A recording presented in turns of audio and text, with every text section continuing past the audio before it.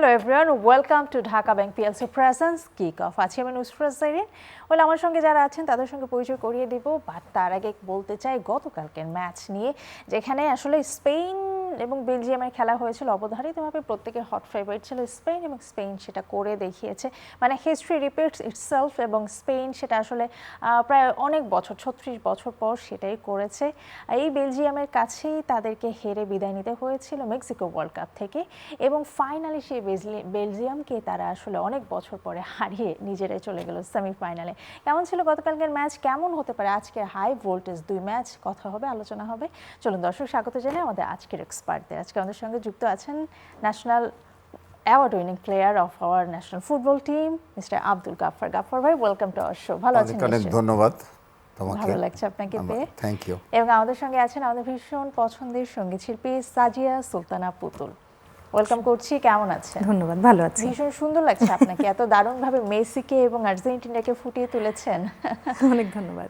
Thank you আপনাকেও। এবং আমাদের সঙ্গে আছেন Tanjimul Hasan Farabi, adjunct faculty of MIST এবং স্পোর্টস অ্যানালিস্ট। রাইট ফারাবি, কেমন আছেন? আপনাকে আরও একবার ওয়েলকাম করছি, খুব ভালো লাগছে আপনাকে আবারও পেয়ে। জি ভালো আছি, thank you so much. Thank you আপনাকেও। ওয়েল গাফর ভাই, আপনাকে দিয়ে শুরু করি যে গতকালকের স্পেনের যে ম্যাচটা ছিল, প্রথমার্ধে আমরা দেখেছিলাম 1-1, পরবর্তীতে এসে মাইকেল মিরানো মানে সাবস্টিটিউশনে এসেই তিনি যে দুর্দান্ত গোল করলেন। ওয়েল, কেমন ছিল আপনার কাছে গতকালকের ম্যাচটা? কালকের ম্যাচটি সকলেই কিন্তু আসলে সবার একটা চিন্তা ভাবনা ছিল যে যে পারফরমেন্স দিয়ে খেলা শুরু করেছিল কিন্তু কামব্যাক করেছে। এক নাম্বার, স্পেনের প্রতিটা খেলোয়াড়ই কিন্তু কালকে যে ফুটবল খেলেছে বেলজিয়াম কিন্তু দাঁড়াতে পারে, এবং বেলজিয়ামের যে ফিজিক্যালি সমস্ত খেলোয়াড়দের যে ফিটনেস সব কিছু মিলে বেলজিয়ামকে কিন্তু অনেকে এগিয়ে রেখেছিল, আমি যতটুকু জানি, কথাবার্তা আমরা যারা বলি।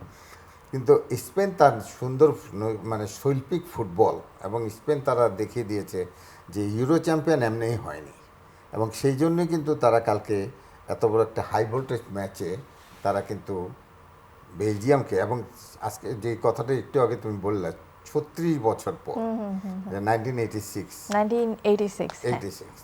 সেইখান থেকে কিন্তু আজকে 2026 এত দীর্ঘ সময় তাদের অপেক্ষা করতেছে একজনকে আরেকজনকে পাওয়ার জন্য।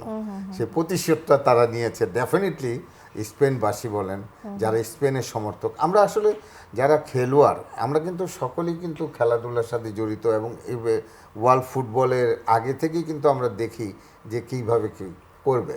কিন্তু খেলাটা হবে কিন্তু ফ্রান্স এবং স্পেন, এটাই একটা ফাইনাল। আমি কিন্তু এইখানে আশা করেছিলাম যে 4-5টা টিম যখন আমরা কমেন্ট মানে করে প্রেডিকশন করি, ফ্রান্স, স্পেন, আর্জেন্টিনা এবং পর্তুগালের নাম আসে অনেক সময়, তো এখন দেখা যাচ্ছে যে একটা ভালো দেশ, একটা ভালো দল ছিটকে যাবে ফাইনালে, এবং এটা আমাদের কাছে খুবই খারাপ, এবং সেটাই হয়ে final match, not semifinal, final match আমরা দেখব স্পেন এন্ড ফ্রান্স। ওয়েল পুতুল আপু, নর্মালি অন্য কেউ হলে আপনাকে একদম নর্মাল প্রশ্ন জিজ্ঞেস করতো আর্জেন্টিনা কেন ভালো লাগে, বাট আমি জানি আপনি নিয়মিত খেলা ফলো করেন এবং অনেক খুঁটিনাটি বিষয় জানেন। ওয়েল, গাফর ভাই যেটা বললো যে ফাইনালের আগে একটা ফাইনাল দেখতে যাচ্ছি, সবাই এক্সপেক্ট করেছিল মেবি স্পেন এবং ফ্রান্সের মধ্যে এবারে ফাইনাল ম্যাচ হতে পারে, বাট এই দুই চিরপ্রতিদ্বন্দ্বীকে সেমিফাইনালেই মুখোমুখি হতে হচ্ছে, এবং যে কোনো একটা যাবে, একটা হারবে বা এলিমিনেট হবে। এটা খুবই স্যাড একটা নিউজ, আবার এক্সাইটিংও। সো এই জিনিসটা আসলে কেমন লাগছে আপনার কাছে? রোমাঞ্চ আরও কয়েক গুণ বাড়বে মনে হয়, কারণ ওইটা তো অঘোষিত ফাইনাল, এটা সকলে সেই মানসিকতা নিয়েই খেলা দেখতে বসবে, এবং যারা খেলবেন তারা সেটা মেনেই খেলতে বসবেন। যদিও বলা হচ্ছে যে এই ম্যাচে যারা জিতবেন তারা চ্যাম্পিয়ন হবেন, এরকম একটা কথা আমি আজকে পড়লাম একটা জায়গায়, কিন্তু মাঠের খেলা ফলাফল সবসময় মাঠে নির্ধারিত হবে, অনুমান ভিত্তিক, অনুমান নির্ভর খেলা একেবারেই নয় ফুটবল। শেষ মুহূর্তে খেলার হিসেব নিকেশ একেবারে ওলটপালট হয়ে যেতে পারে, যেটা গত ম্যাচে আর্জেন্টিনার ক্ষেত্রেও দেখলাম আমরা। সুতরাং অনুমান তো আমরা আমাদের নিজস্ব পছন্দের জায়গা থেকে করতেই পারি, কিন্তু বাকিটা তো খেলোয়াড়রা করে দেখাবেন আসলে। রাইট, সেটাই দেখার বিষয়। ফারাবি, আপনার কাছে চলে যাই। গত ম্যাচে ফ্রান্সের খেলা আমরা দেখেছি, আজকের ম্যাচে স্পেনের খেলা দেখেছি, এবং এই দুইটা টিম মুখোমুখি হবে সেমিফাইনালে। রাইট নাও এটা একদমই আমরা সবাই জানি। সো এই দুইটা টিমের খেলার মধ্যে আপনার কি মনে হয়, আপনার প্রেডিকশন কি থাকবে, বা অ্যানালিটিক্যাল পার্টটা আপনার কাছে চলে যেতে চাই, গতকালকে স্পেনের খেলাটা আপনার কাছে কেমন মনে হয়েছে? আমরা যদি গতকালকে স্পেনের খেলাটা দেখে থাকি, স্পেন বললাম প্রথম থেকেই ডমিনেট করে এসেছে পুরো ম্যাচটা 90 মিনিট জুড়ে। বেলজিয়ামের মতন টিমকে তারা খুব বেশি সুযোগ দেয়নি। আর যদি আপনি স্ট্যাটস দেখেন, পজিশন প্রায় মনে হয় 68% পজিশন ছিল, বল দখল সবসময়। স্প্যানিশ টিমরা হচ্ছে কি পজিশনাল ফুটবল খেলে থাকে, তো সেই দিক থেকে তারা প্রথম থেকে এগিয়ে ছিল। আর বিশেষ করে যদি ইন্ডিভিজুয়াল প্লেয়ারদের কথা বলি, ইয়ামাল পুরা ম্যাচে গোল না করতে পারলেও পুরা ম্যাচে যতবারই ওর কাছে বল গিয়েছে তখনই মনে হয়েছিল কিছু একটা ঘটতে পারে। রাইট, তো দেখা গিয়েছে যে স্পেন দুর্দান্ত খেলেছে এবং যোগ্য দল হিসেবেই সেমিফাইনালে উঠেছে। আর সেমিফাইনাল যেহেতু তাদের প্রতিপক্ষ ফ্রান্স, আমার মনে হয় এটা হচ্ছে এই ওয়ার্ল্ড কাপের বেস্ট ম্যাচ হতে পারে। সেমিফাইনাল ইউজুয়ালি খুব হাই ভোল্টেজ ম্যাচ হয়, আর এখানে আপনার ফ্রান্সে হচ্ছে আপনার এমবাপে, দেমবেলে, আর এইদিকে হচ্ছে আপনার রাইট স্পেনে আপনার এই লামিন ইয়ামাল, পেদ্রি, অলমো, তো খুব হাই ভোল্টেজ একটা ম্যাচ হবে। রাইট, সেটা আসলে দেখার বিষয়। গতকালকের ম্যাচে ফাবিয়ান রুইজের পারফরমেন্স আপনার কেমন লেগেছে? মানে দলাফিয়েন্তের যে সাবস্টিটিউশনটা ছিল লাস্ট ম্যাচেও সেম জিনিসটা মিকেল মিরানো করেছে, আজকেও করেছে। আর ফাবিয়ান রুইজের ক্ষেত্রে মানে তাকে নামানো হলো একাদশে এবং নেমেই তিনি আসলে গোল করলেন। মাইকেল মিরানোরও যে সাবস্টিটিউশনে নামলেন, নামার 2 মিনিট পরে তিনি গোল করলেন। এখানে এই সাবগুলো আসলে কেমন ছিল? যে এখানে বলবো যে কোচের খুব একটা ভালো একটা রোল ছিল, যে ঠিক সময়ে সাব করেছেন। তারপরে আরেকটা ব্যাপার খেয়াল করেছেন কিনা, সেটা হচ্ছে বেলজিয়ামের যে কিপার থিবাও কুর্তোয়া হচ্ছে 70th মিনিটে ওর হচ্ছে ইনজুরির কারণে ওকে হচ্ছে সাব করা হয়েছিল। তো সেটাও একটা কি ফ্যাক্টর ছিল আমার মনে হয়, কারণ লাস্ট গোলটা যদি দেখেন, মেরিনোর যে গোলটা, সেটা বললাম ইনিশিয়ালি গোলকিপিং এরর ছিল কিছুটা। গোলকিপার বলটা মিস করেছে, সেখান থেকে রিবাউন্ডে মেরিনো গোল করেছে। তো এখানে আমি বলবো যে কিছুটা ভাগ্যও স্পেনের সাথে ছিল। রাইট, মানে এই ওয়ার্ল্ড কাপে মাঝে মাঝে গাফফার ভাই এমনটা মনে হচ্ছে যে অনেক ভালো খেলছে আবার অনেক খারাপ খেলছে, শেষ মুহূর্তে ভাগ্য অনেক সুপ্রসন্ন হচ্ছে। সবচেয়ে বড় প্রমাণ আর্জেন্টিনার ম্যাচ। না, খারাপ খেলেনি কিন্তু তারা মোটেই।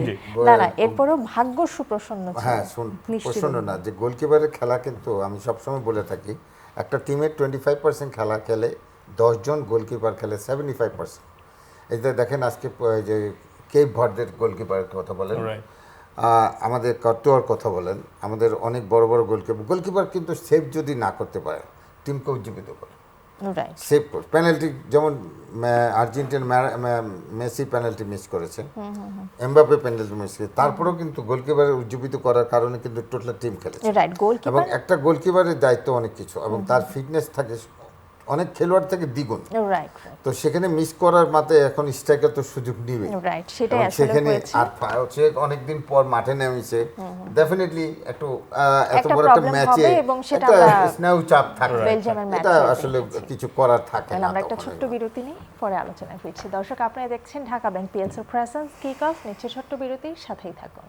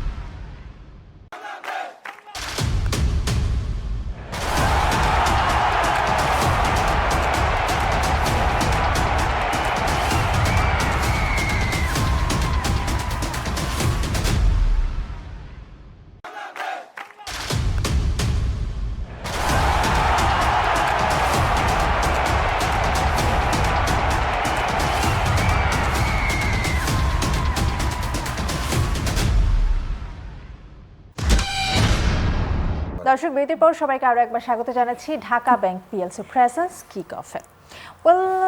আজকের ম্যাচে ফিরবো, তবে ফারাবি আপনার কাছে আমার একটা ছোট্ট প্রশ্ন রয়েছে। এবারের ওয়ার্ল্ড কাপ অনেক দিক থেকে আসলে আলোচনা সমালোচনার তুঙ্গে রয়েছে, মানে খেলার জিনিস নিয়েও, খেলার বাহিরের অনেক ইস্যু নিয়েও। সো ভিআর নিয়ে অনেক কথা হচ্ছে, যে ভিআর রেফারিরা যেভাবে আসলে চেক করছেন, অনেক সময় নিয়ে চেক করছেন, সেটা আসলে কতটুকু যৌক্তিক, খেলার ছন্দ নষ্ট করছে কিনা, আপনার দৃষ্টিতে কি মনে হয়?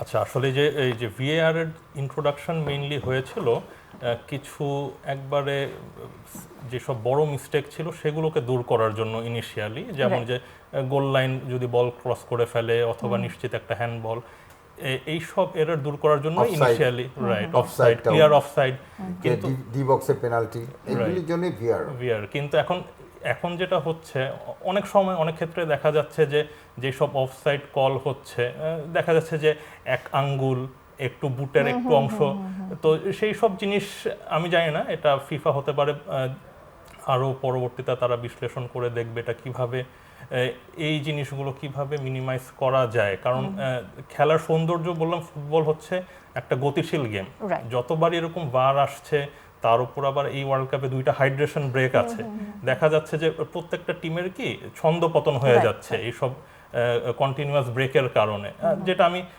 অডিয়েন্স হিসেবে আমি বলবো যে আমার কাছেও মনে হচ্ছে যে এটা খেলার ফ্লোটা নষ্ট রাইট, করে আমরা দিচ্ছে। আসলে 45 মিনিট খেলা দেখে অভ্যস্ত, তার মধ্যে মাঝখানে আবার ব্রেক চলে আসবে। Hydration break, right. আর আমাদেরই আমি যেহেতু একটু যদি অ্যাড করি, আসলে হাইড্রেশন ব্রেকটা ইটস এ কমার্শিয়াল, একদম Right. পুঁজিবাদের আরেকটা নাম। It's a Right, business. right.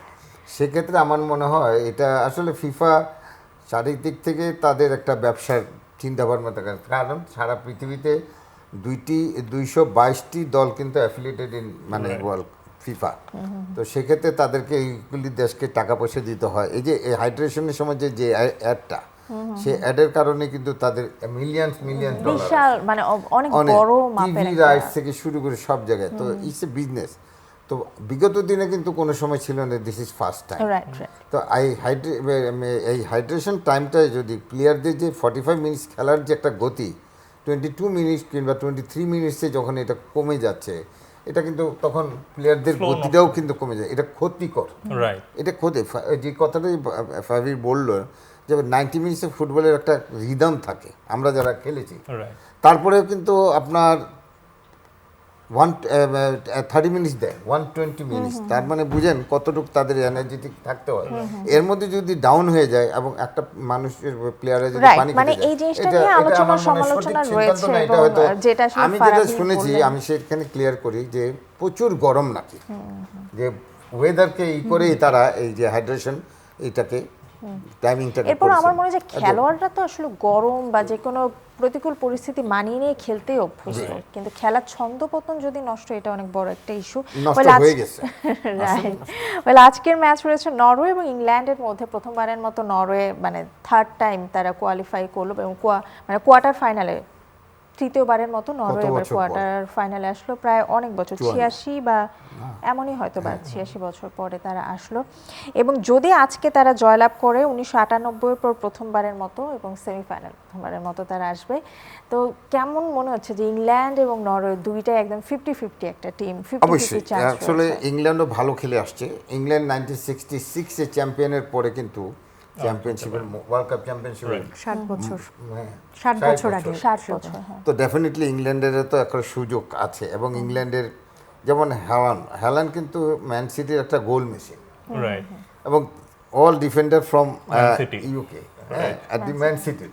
তো সেক্ষেত্রে তারা চিন্তা করবে যে হ্যালান্ডকে কিভাবে তারা মানে আটকিয়ে রাখা আটকাতে যায়। পারে। ওয়েল পুতুল আপু, যেটা মজার বিষয় আজকে, মানে যেহেতু হালান্ড প্রিমিয়ার লিগে খেলে থাকে এবং প্রিমিয়ার লিগের যেই টিম বড় বড় প্লেয়ার আছে তাদের সঙ্গেই আজকে খেলা, আর মনে হয় যে একসঙ্গে একই ক্লাসে পড়লে সবাই জেনে যায় কার টেকনিকটা আসলে কিভাবে পরীক্ষায় ভালো রেজাল্ট করে।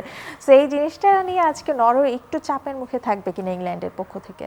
চাপ দুই পক্ষেরই থাকবে, কারণ দুটো দলই আমার যেমন দ্বিতীয় পছন্দ ইংল্যান্ড, আর্জেন্টিনার পরে আমি ইংল্যান্ডকে খুব করে চাই। আর নরওয়ের এবারের আসলে তাদের খেলা দেখে মুগ্ধ হয়েছি, মানে একদম নতুন অনুরাগ জেগেছে আমার তাদের প্রতি। সুতরাং আজকের খেলাটার মানে একটা উপভোগ্য ম্যাচ তো নিশ্চিতভাবে হবেই। আর সেখানে যেহেতু দুই জায়গার দুটো বড় নাম আছে, বলা হচ্ছে কেইন ভার্সেস হ্যালান্ডের খেলা হবে, সুতরাং সেই জায়গাটা নিয়ে খুবই রোমাঞ্চিত। মানে আপনি বলতে, আমি একটু অ্যাড করিনি, এখানে দুইটা দলের ডিফেন্সের উপরে কিন্তু খুব দৃষ্টি রাখতে দৃষ্টি হবে, রাখতে হবে, কারণ right. দুইজনই কিন্তু গোল গেটার। রাইট, ওয়েল ফারাবী, আপনার কাছে যদি এই ম্যাচটা সম্পর্কে জানতে চাই, আপনার প্রেডিকশন আসলে কেমন থাকবে? জি, আমার যেটা মনে হচ্ছে, যেটা গাফার ভাই বললেন, যে এখন এখানে হালান্ড আর কেনের খেলার মাঝে আমাদের খেয়াল রাখতে হবে কাদের ডিফেন্সটা কত ভালো, এক্ষেত্রে যেটা হয়েছে, ইংল্যান্ডের অলরেডি একজন ডিফেন্ডার হচ্ছে মেক্সিকোর সাথে রেড কার্ড খাওয়া দেখার কারণে এই ম্যাচে থাকতে পারবেন না। তার উপর আবার গুয়েহি, as far age I know, আমি আজকে খবরে দেখছিলাম উনিও সম্ভবত ইনজোর্ড, রাইট। তাহলে ওদের ডিফেন্সটা কিছুটা এই মুহূর্তে একটু নড়বড়ে অবস্থায় আছে। তার উপর আবার হচ্ছে হালান্ড হচ্ছে ফর্মের তুঙ্গে, লাস্ট কি যে হয় আসলে বলা যায় না, একদমই শেষ পর্যায়ে চলে এসেছে। আমি যদি একটু প্রেডিকশন জানতে চাই, নরওয়ে এন্ড ইংল্যান্ড নিয়ে আপনার প্রেডিকশন। আমি প্রেডিক্ট করছি ক্লোজ ম্যাচ হবে, কিন্তু ইংল্যান্ড হতে পারে বড় ম্যাচের প্রেসার নিয়ে ওরা জিতে জয়লাভ করবে। ওয়েল, আপনার ফেভারিট টিম আছে আজকের ম্যাচে, সকাল 7টায় আপনাদের দেখা হবে মানে আর্জেন্টিনার এবং সুইজারল্যান্ডের সাথে। কি মনে হয়? এক্সপেকটেশন অবশ্যই কঠিন বেশি হবে, তবে আশা করি নিশ্চিত করে বলতে পারি যে জয়টা আসবে, তবে খুব কঠিন হবে এবং খুব কাছাকাছি একটা ম্যাচ হবে বলে মনে হয়। কারণ আর্জেন্টিনা গত বেশ কিছু বছর কিন্তু ইউরোপের কোনো বড় দলের সঙ্গে তারা খেলেনি, তো সেই একটা চাপ কিন্তু এই আসরে তাদের আছে। তো এইটাই মনে হয় বড় পরীক্ষা, যেটা উতরে গেলে তাদের জন্য সামনে ভালো পথটা সহজ হবে। ওয়েল, গাফার ভাই, আপনার কাছে এই দুই ম্যাচের প্রেডিকশন জানতে চাই। প্রথমে ইংল্যান্ড এবং নরওয়ে, কাকে এগিয়ে রাখবেন? আমি প্রথমে বলি ইংল্যান্ডকে আমি এগিয়ে রাখবো। এই কারণে আমি ইংল্যান্ডকে এই জন্য সমর্থন করি, আমি কিন্তু এমনি ব্যক্তিগতভাবে জার্মান সমর্থক। তো ইংল্যান্ডকে চাচ্ছি এই কারণে যে ইংল্যান্ডে যে ফুটবল লিগটা হয়, কারণ ইংল্যান্ডের একবার ফাইনাল খেলুক অন্তত সেই আফটার 60। তো এখানে আমার মনে হয় আর্জেন্টিনা যে ফুটবল খেলছে এবং লাস্ট আমাদের ওদের যে 13 মিনিটসে যে 3টা গোল হলো, এটা কিন্তু তাদেরকে আরো বেশি উজ্জীবিত করেছে এবং সেই ক্ষেত্রে আমি আর্জেন্টিনাকে এগিয়ে রাখছি। অবশ্যই, definitely। আমরা তাহলে দেখার বিষয় আজকে মানে কোয়ার্টার ফাইনালে বড় দুটো ম্যাচ রয়েছে, কি হয় সেটা আমরা দেখব পরবর্তীতে। কালকে এটা নিয়ে আলোচনা হবে। থ্যাংক ইউ সো মাচ আপনাদের সবাইকে। Thank you so much. দর্শক, আজকের মতো শেষ করছি ঢাকা ব্যাংক পিএলসির প্রেজেন্স কিক অফ। দেখা হবে আগামীকাল ঠিক একই সময় চ্যানেল আইয়ের পর্দায়। এবারে বিশ্বকাপের যে কোনো খেলা দেখতে চোখ রাখুন আই স্ক্রিনে।